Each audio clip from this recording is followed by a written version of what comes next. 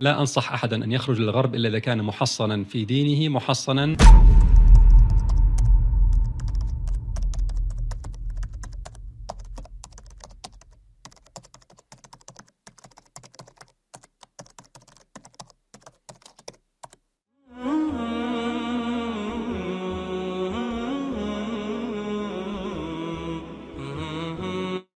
السلام عليكم.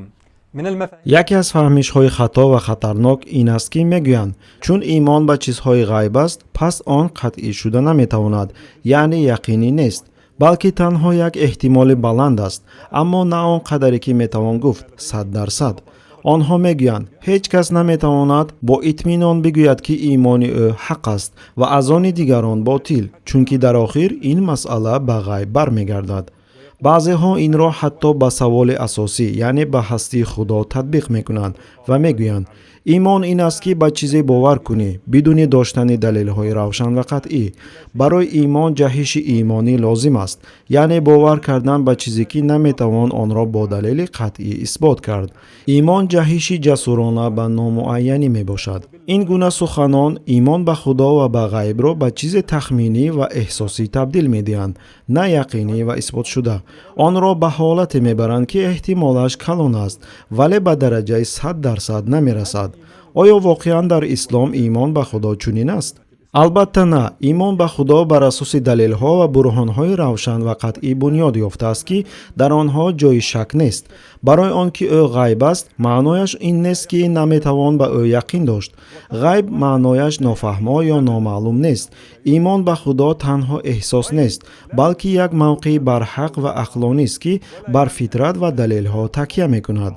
ایمان به خدا چیزی است که هم عقل و هم فطرت سالم به آن اشاره میکنند. اگر کس را بیماری های قلب و پیروی از نفس باز ندارد. تأسف اینجاست که این مسئله که باید از عادی ترین اساسهای اسلام باشد برای بعضی از آنهایی که با اتئیسم مبارزه میبرند پور روشن نیست. بله، ممکن است در بعضی دینها عقیده آنها به خدا آمیخته با تصورات ناصحیح و اشتباهی باشد که آنها را مجبور میکند به جهش کرکرانه رو بیارند، ولی در اسلام حمد به الله به چنین چیز احتیاج نیست.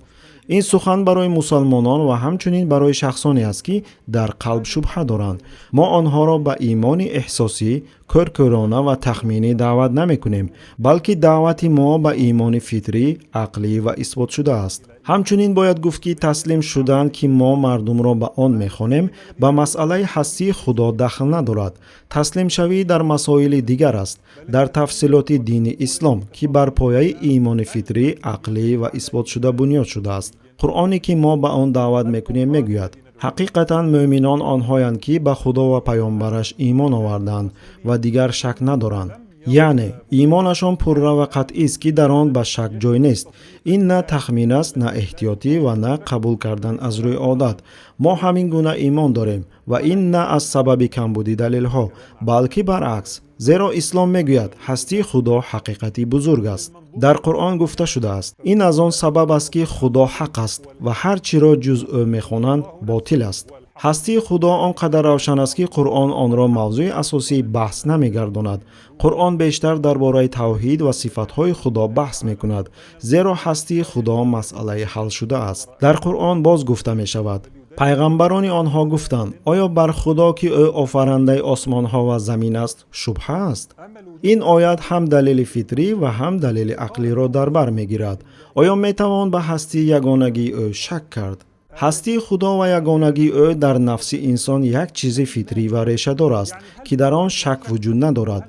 دلیل عقلی باشد این است که او آفریدگار آسمان ها و زمین است. همه چیز در کائنات برای صاحب عقل سالم نشان میدهد که یک آفریدگاری بزرگ وجود دارد. در بحث موسی و فرعون اعتبار دهید. فرعون گفت پروردگار عالمیان کیست؟ موسی جواب داد پروردگار آسمان ها و زمین و آنچه میان آنهاست، اگر شما یقین دارید. یعنی اگر به مخلوقات نگاه کنید روشن می شود که پروردگار عالم آنقدر آشکار است که رد کردنش امکان ندارد. اگر شما یقین دارید، یعنی اگر شما در چیزی یقین دارید، پس یقین شما به خدا باید بالاتر از همه چیز باشد. агар шумо бигӯед мо дар ҳеҷ чиз яқин надорем, пас шумо дурӯғ мегӯед. ҳар инсон ба баъзе ҳақиқатҳо яқин дорад. фиръавн боз гуфт: ин расуле ки ба шумо фиристода шудааст девона аст. мусо ҷавоб дод: парвардигори шарқу ғарб ва он чи миёни онҳост, агар шумо бо ақл дарёбед. яъне агар шумо худоро инкор кунед, пас шумо беақл ҳастед, чун аз ақли фоиданок маҳрумед. суол: ақл чист? ақл ин шинохтани ҳақиқатҳои оддӣ ва зарурист, мисли қонуни сабабият, яъне ҳар кор сабабе дорад ва ин қонун ба ҳастии офаридгор ишора мекунад. агар шумо яқин доред, худоро мешиносед. агар шумо ақл дошта бошед, албатта худоро мешиносед. бо ҳамин маъно ба сураи ҷосия диққат кунед.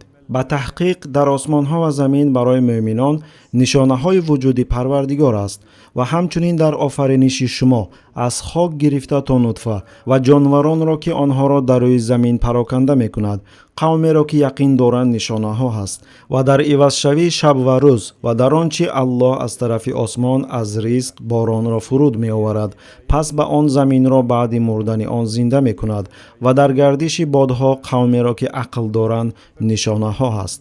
дар баҳси мусо бо фиръавн чунин мафҳум вуҷуд дорад: онҳое ки яқин доранд бояд пеш аз ҳама ба худо ва нишонаҳои ӯ яқин дошта бошанд. онҳое ки ақл доранд худоро инкор намекунанд ва мушкиле бо имон ба ғайб надоранд.